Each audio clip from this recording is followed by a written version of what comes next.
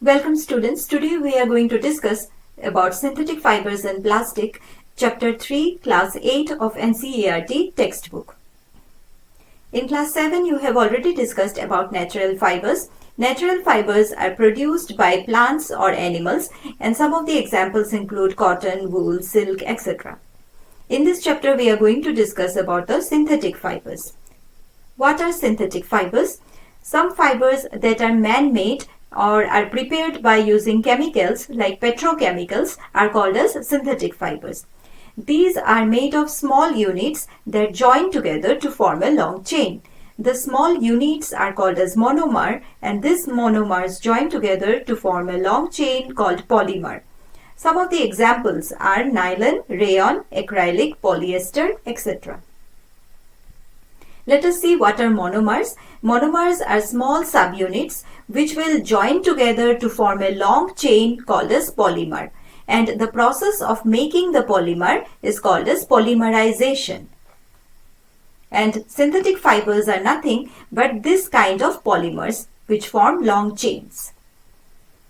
Synthetic fibers can be of different types: rayon, nylon, polyester, acrylic. Polyester can be also of different type like terylene, PET, and there can be even polycot and polywool.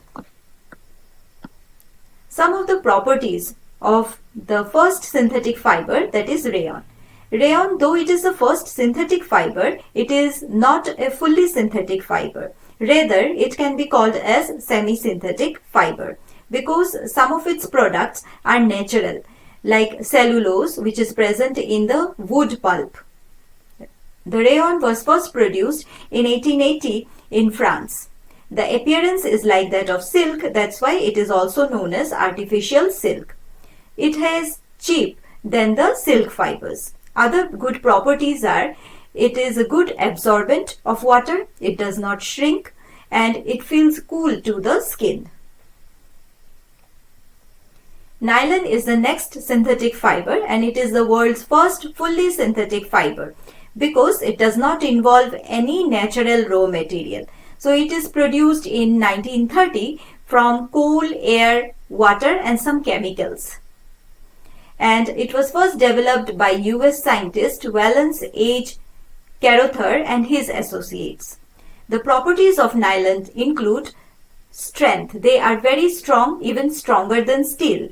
And they are shiny, soft, smooth and elastic fiber. They are lightweight and easy to wash. They can be dyed in different colors. That's why they are very popular in making different garments in the textile industry.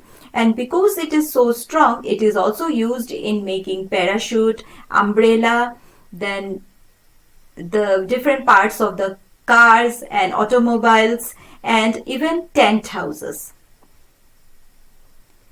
The next synthetic fiber is polyester. This kind of labels we must have seen in our garments. In the inner side of the garment, these labels are pasted which will denote what kind of material is used in making this garment.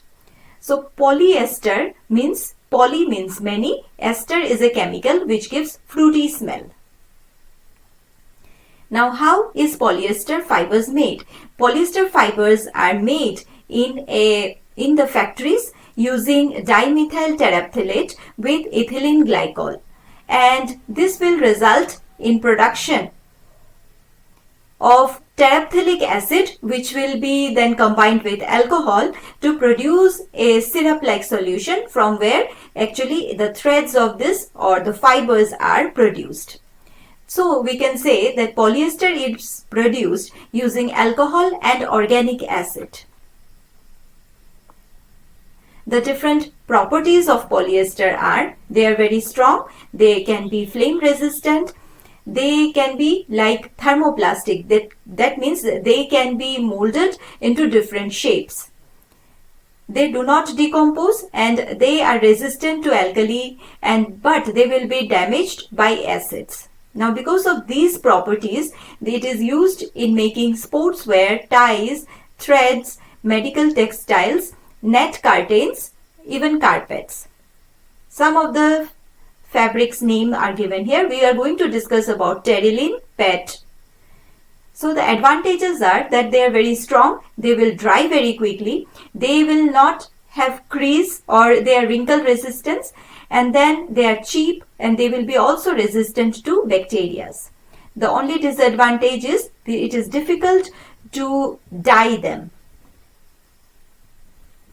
Terylene is one of the synthetic polyester which is produced by using ethylene glycol and terephthalic acid. PET is another polyester which stands for polyethylene terephthalate, which is a form of polyester, and it can be made into PET bottles or containers and even into clothing fabrics.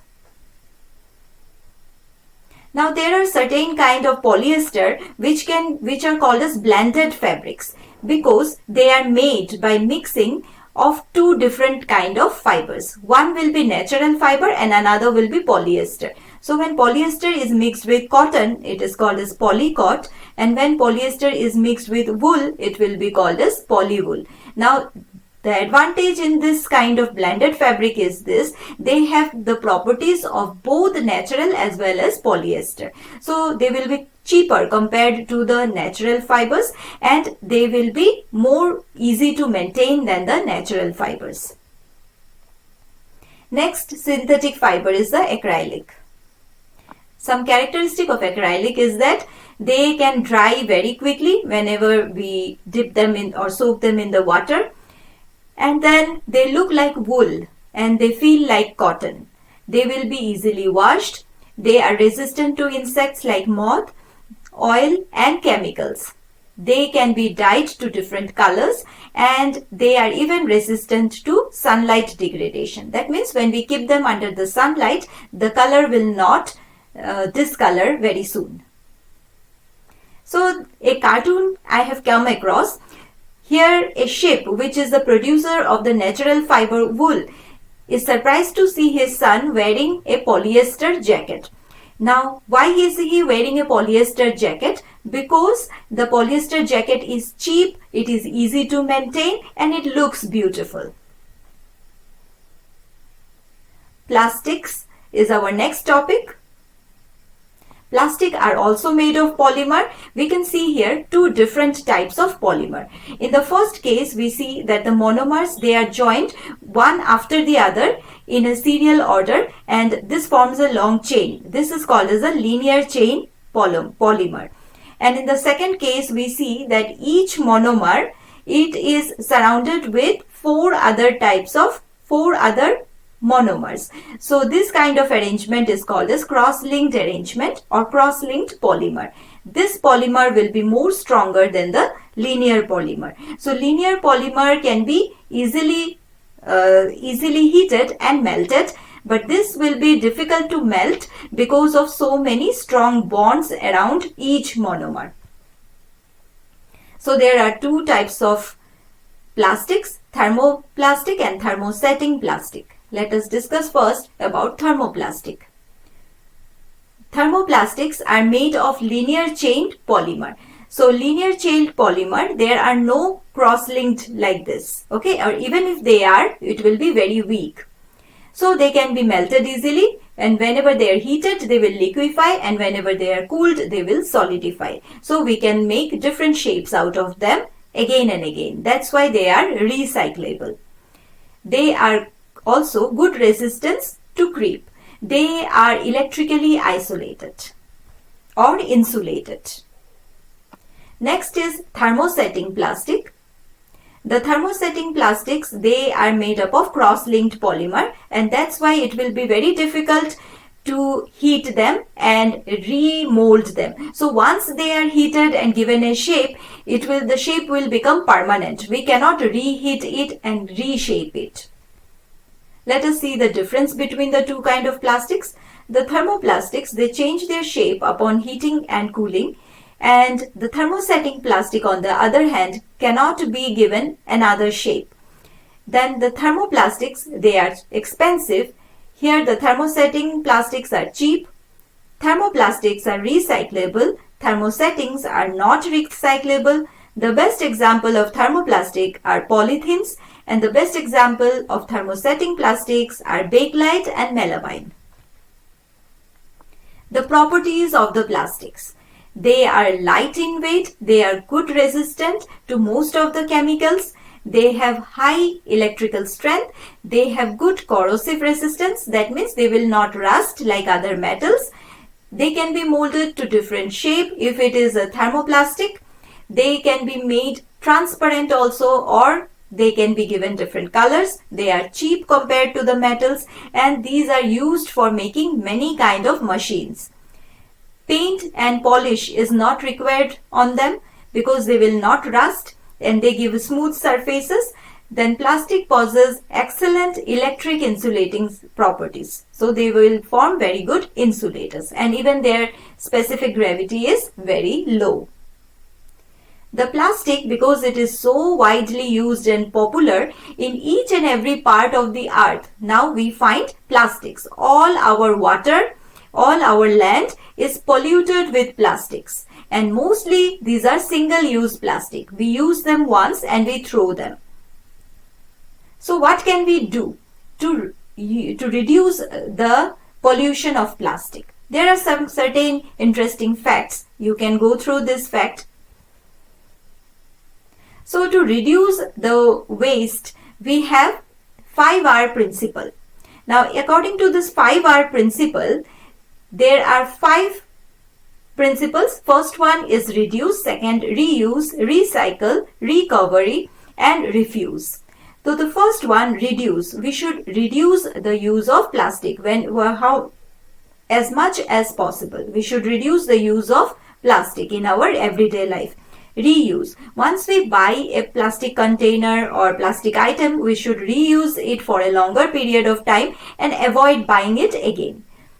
Then recycle. Some of the plastics like the thermoplastic, they can be molded again into new products. So we can give them for recycling, and recycling will be done in a plant or in a factory which is doing recycling work.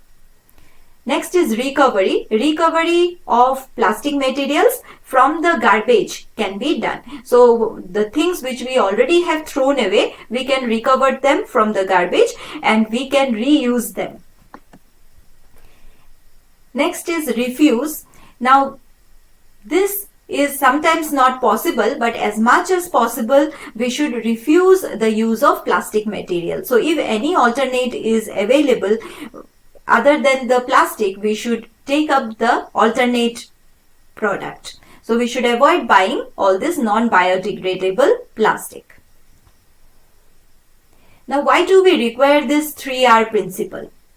So that we reduce the waste, so that we save some energy, because plastic will require the use of energy for its production. It will also create some livelihood. Some people will be engaged in collecting the plastic products so that they can be recycled. So it will give employment to some people. Then wealth recovery, whatever we have wasted, we are using it again.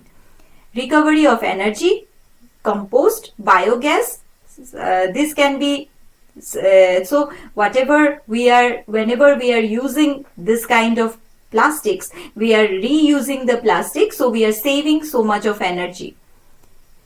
Then it will clean the environment and it will cause less diseases. Now in this chart you can see there are different types of plastics that are used in our everyday life. Under the jars or under the containers of our plastic items, we see that this kind of symbols are present. So by looking at this symbol, you can now compare it to this chart and know what is the actual meaning of this symbol. And which one is safe to use, you can find out. Like this polyvinyl chloride, this is a very harmful product. We should avoid buying this. Polystyrene is also quite harmful, so we should avoid buying it. It is not safe. Then this one, polycarbonate acrylic ABS with the 7 symbol. This is also not safe for use. So the safest choice here is the second one, high density polythene, and then low density polythene, also polypropylene. Students, thank you very much for listening to this class. Happy learning all of you.